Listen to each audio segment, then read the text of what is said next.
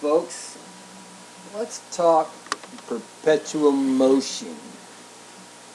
You see, throughout history, thousands and thousands of people have made attempts to create perpetual motion machines. All have failed. Yet you ballers want us to believe that the earth is filled with all this perpetual motion.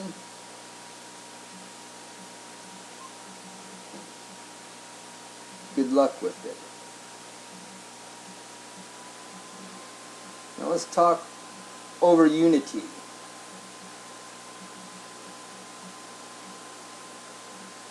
Our fastest rockets only fly 6,000 miles an hour. Yet these satellites in the ISS,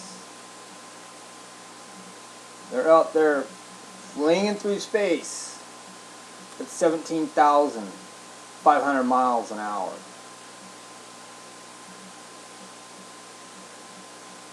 That's over unity, folks. And we have yet to produce over unity here within this realm. Just a couple of quick pondering thoughts for y'all to think about. Enjoy your day. Thanks.